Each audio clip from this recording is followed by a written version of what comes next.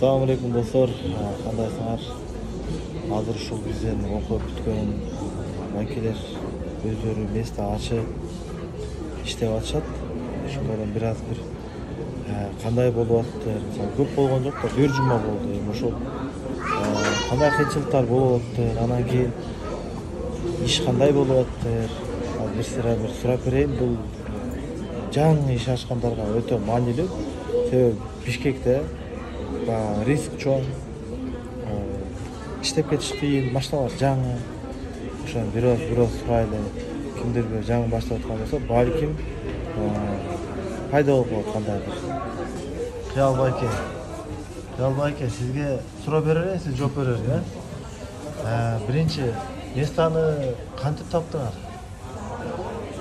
Местаны 2 күн кыдырып издеп таппай 3-чү күнү таптык.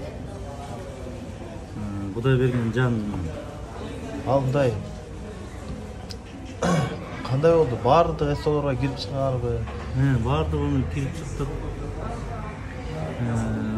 Ошо бир место жакты бизге, ошону көрүп, ошону биз аренда алып азыр. Эмнеден баштаган? Иштеп атабыз. Эмнеден баштаган? Баары эле ошо алгандан баштап биринчи жумуш эмнеден башталды? Контейнерди алдык. Ремонту жок. Пока. Ошончо да клиенттер келип атат. Уже канча күн болуп калды баштаганга? Баштаганыбызга 1 жума болду элек. 4 күн, 5 күн болуп калды. 5 күн. Силер азыр уже компания иштеп атасыңар, канча киши вообще? 4 киши иштеп атабыз. Келген машиналарды жакшы оңдоп кетирип атабыз. Реклама маселеси кандай болуп атат? Реклама маселеси эми буюрса телефондон реклама беребиз. Негизи ошол Главный реклама экен. Эмне жөн эле баннер илип алып отурасың? Жок, баннерден телефондон көбүрөөк TikTokко, Instagramга, интернетке жүктөп рекламаны көбүрөөк кылсак жакшы болот го дейм. Буюрса. Сиз ошол жерде главный администратор. Бул жак Чыңгыз байке. Эми баягы биз менен чоң иштеп жүргөндө диагностикалар биз койчу элек да, туурабы? Ал жака барганда диагностика койгондо бир кандайдыр бир кыйынчылыктар болуп атабы? Эми кандай дейбиз? Эми ал жерде ишеним анан доверие дегендей болот экен. Ошого анча биякта келип өзүбүзчө иш ашып, өзүм кичине кыйынчылыктар болду. Эми секи-секин үйрөнүп кетип атабыз. Мындай диагностикалар койгонуңуз туура эле чыгып атабы? Койгон диагностика. Ооба, туура эле чыгып атат. Алдабайт экен, туура эле сканерде. Эми азыр уже канча 1 жума иштеп койдуңуз. Кандайдыр бир кыйынчылык болдубу? Же мурдакыдай эле күндөр окшош эле кетип атабы? Эми кичине кыйынчылыктар болуп атат. Эми бирок ошондой эми өз алдынча иштеп бөлүнгөн, ошо кичине эми кыйынчылык болот экен. Бирок эптеп атат. Кандай экен эми бөлүнүп иштеген кандай экен? Бөлүнүп иштеген эми кичине жоопкерчилик болот. Өзүң мойнуңа түшөт, ошол. Калганын оңдоп кетсең болот. Дальше окуп, дагы үйрөнүп дегенде. Ошо дагы дальше дагы окуп үйрөнүп, дагы дальше өзүбүз Кудай кааласа. Эми жеке ишкана ачып иштеп кеткен жакшы экен, же бир жерде даярдуу местага барып 50% иштеген кандай оюңузча? Менин оюмча эми жаңы башталганда ошентип жана кичине условия болбосо деле иштеп, жанагы анан кийин ошо условия барлар жерлерге иштесең болот. Биринчи эле условия бар жерге иштешек дейсизби? Эми биринчи иш баштаганда не важно го дейм. Иштесең анан кийин главный баштап алыш керек. Баштап алып уже башташ кыйын экен бул иштичи. Анан эми мына сиз Кыял байке, Чыңгыз байке. Зато эми сизге суроо да. Үчөөңөр чогуу иштеп атасыңар. Үчөөңөрдүн бири-бириңерге пайдаңар тийет экен, же үчөөңөр тең окшош эле иш кылат экенсиңер? Чогуу иштеген кандай экен мындай? Жетте биrbiribizге мен билбеген бул эле. Biraz diagnostikada бирөө инжекторда, бирөө сатыр генераторда ушундай иш болот. Siz инжекторда көп иштедиңиз а бизде жүргөндө. Ошо инжекторге эми калгандар сизден сурап иш кылып атабы же барганда башкача болуп кетет экен ситуация? Эми жакшы эле кылып атабыз. Билгендей эле, билбегендей сурап. Болот. Эми ошол азыр иштеп атасыздар да. Анын эми акча маселесинде кандай болуп атат? Акча маселеси администратор баарын чечет, карайт. Биз ошого ишенебиз.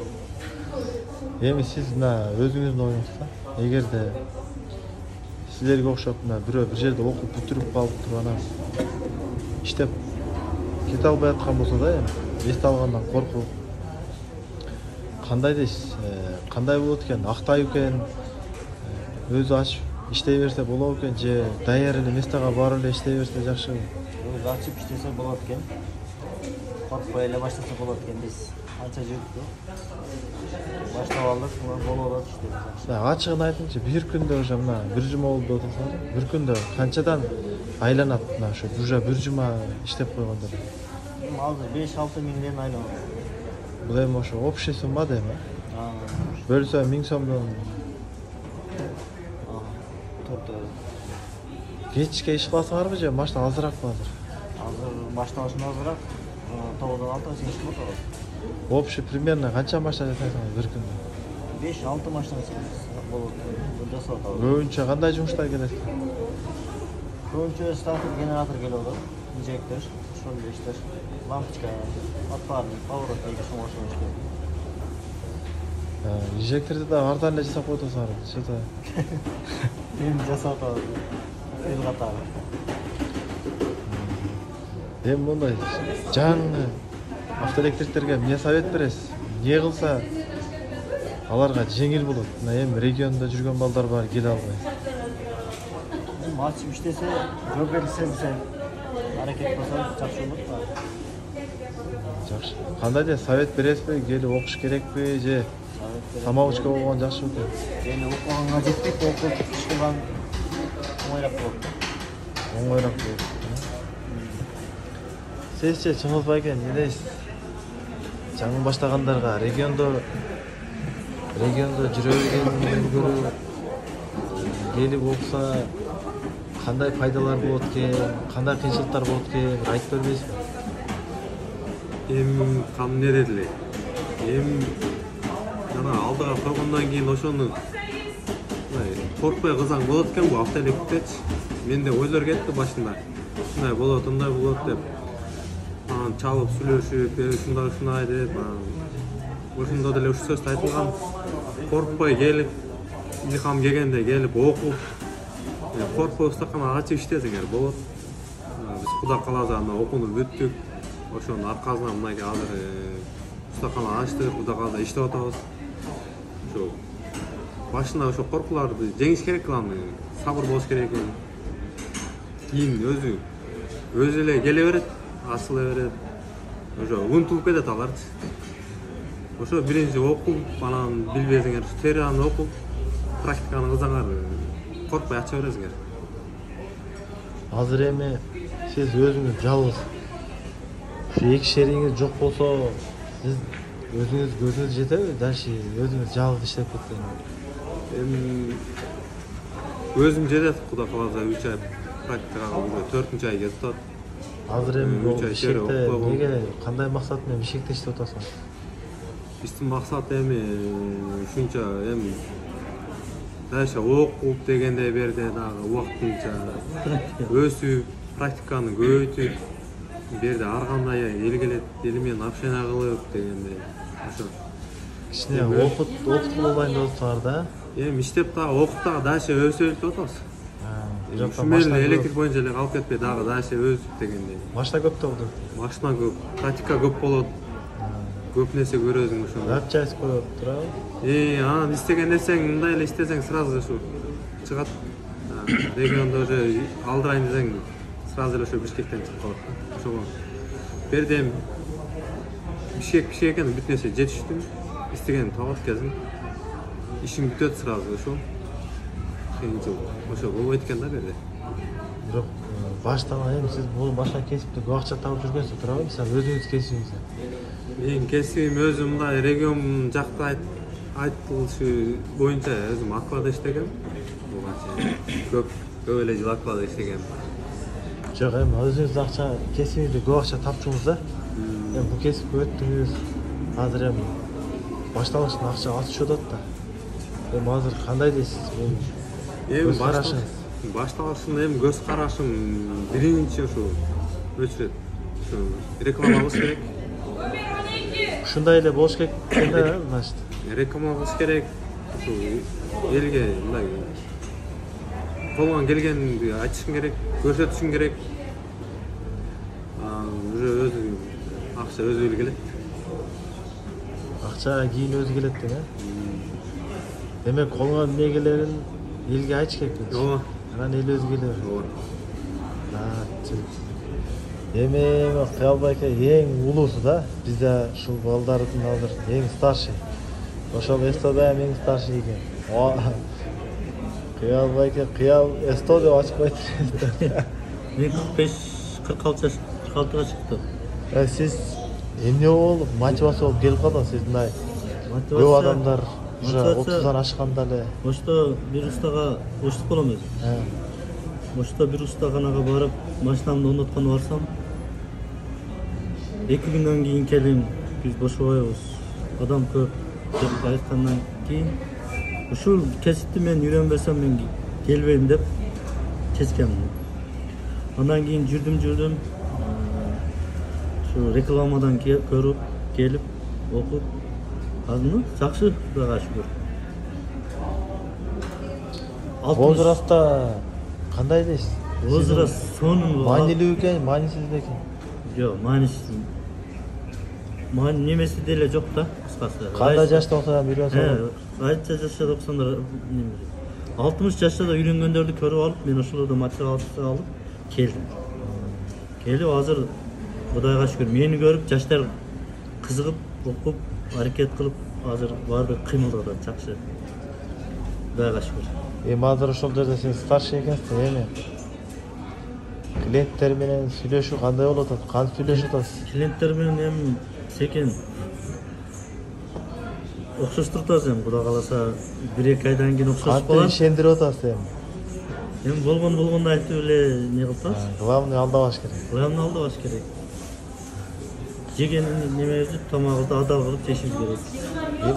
График кандай болуп атат? График дегенде График эми мына өзүмдүн агайым Эламан. Ошонун график кандай келсе ошондой кетип атат. Жакшы. Жакшы болуп атабы? 9-дан 6-га чейин как положено. Иш. Тазалык, ошо биринчи тазалыктан баштайбыз. Тазалык, график, калган 8 секунд болуп атат. Жакшы. Şu ağayıma Allah razı olsun. Şunça nelerge жеткизди. Şimdi үйрөндүк, көп болсо, аз болсо дагы үйрөндүк.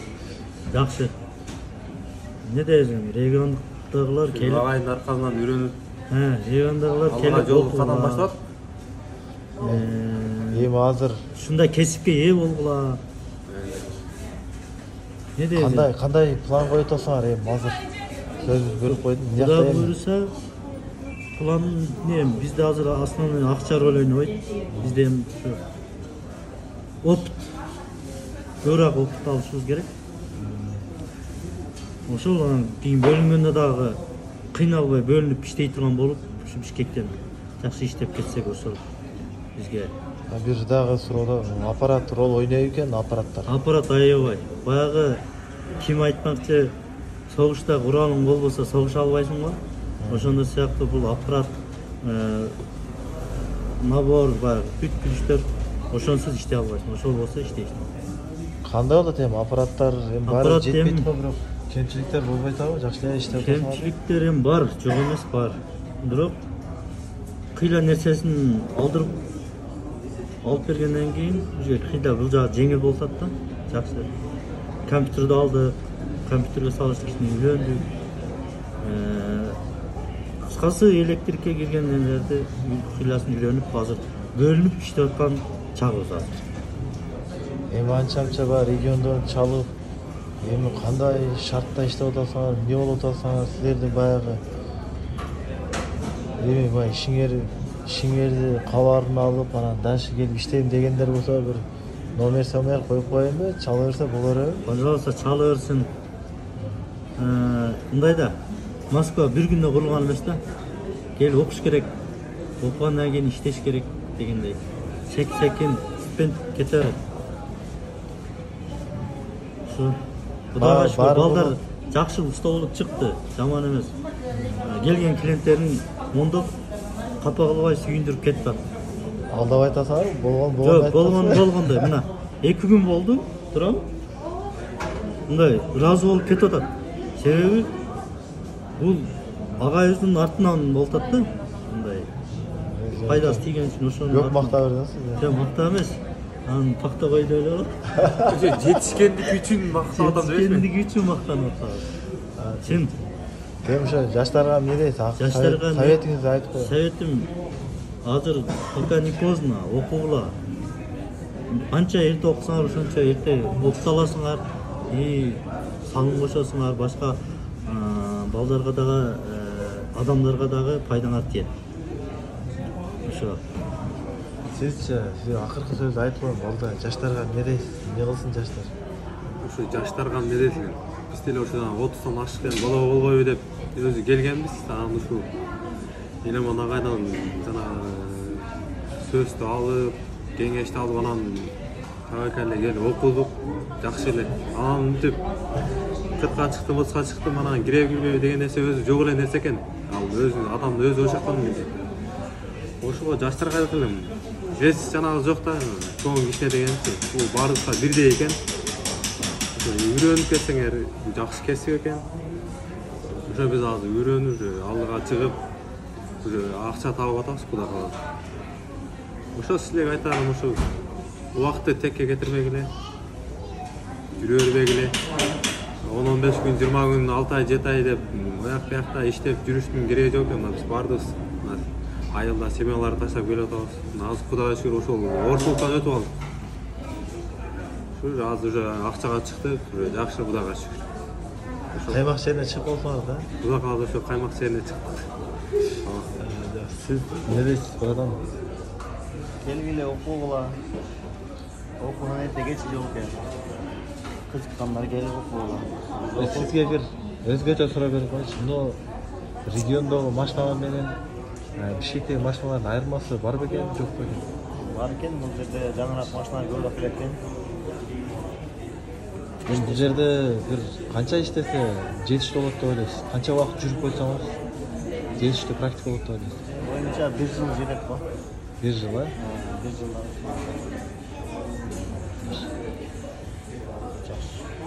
Кантесе бул региондогулар кире берсин да, машинасын айдап, оңдой бересиз. Келе берсин, оңдота бересиз. Колдон келишинче. Азыр эми байкелер бүттө видеого түшкөн эмес. Эми ошол булар неге тартып атам? Бул братандар азыр уже иш баштады. Бул негизи кыйын. Бизнес башташ кыйын. Иш ачыш кыйын. Булар 5 күн, 1 жума издешти местаны. Табышты, ал жерде ремонттор булар айта албай калды. Ремонт кылышты аяктарын. Реклама чыгарып, эми анча кыйчылыгы бар ачканда, бирок уже 5 күндөн бери уже акча иштеп башташты да. Мен просто көп учениктерим кайра регионго кетип калат да. Мен айтайын дегеним ушу Бишкекте калыш керек экен да. Бишкекте калып туруп кичине. Бишкекте жаңы машина көп да. Бүт эле жаңы машина болуп кеткен. Ошо жаңы машиналарды кичине карап койсо, мен оюмча кийин регионго барганда региондо машиналар кыйналбайт да. Ошону байкелер баары бирок ашча мактап койду. Негизи келип окуса, бизде айырмасы жок. Кимде окуйсуңар? Главный мисалы бир ой келип калды, окуйюн деп. Сразу окуш керек да, окуп, себеби баягы адамда желание тез эле кетип калат кайрачы. Тирилик бар, алаксат, башка болот, кайра эле ошо менен алаксап баягы нерсе калып кетет. Эми 20-30 жыл же 40 жыл жашап койгондор бар. Андай адамдарга бир 2 ай, 3 ай мисалы ал өмүрүнүн алдында эчтеке эмес да. Бир аз эле өзү үчүн деле, өзүнүн машинасын деле чукуп 15 үйрөнүп алат да, ошону келип кичине үйрөнүп, машыгып, өзүнүн ишинен дагы эмне чарчаганымды эс алып, бул ишти кылбаса дагы ошентип моральный өзүнө өзү мотивация кылып келип көрсө болот да жашоосун. Машина сферасында көрсө болот, дагы башка бир сферада. Бирок машина сферасы кыйын эмес. Мынакей 40-тан ашып калган, 30-дан ашып калган байкелерге үйрөнүп атат. Бардыңар үйрөнсөңөр болот. Любой возрастта айырмасы жок. Так что барыңарга ийгилик. Эмне максат кылган болсоңор, сөзсүз рисковать этип көргүлө. Если ушул сферада бишекти өсүп ачам десеңер, ошо байкелер номерин калтырам, беймарал чал, алдына келип жолугуп, ишканаларын көрүп, кантип иштеп атышат бир сыйра өзүңөргө мотивация алып, силер дагы ачып, иштеп көрсөңөр болот. Барыңарга ийгилик, ассалам алейкум.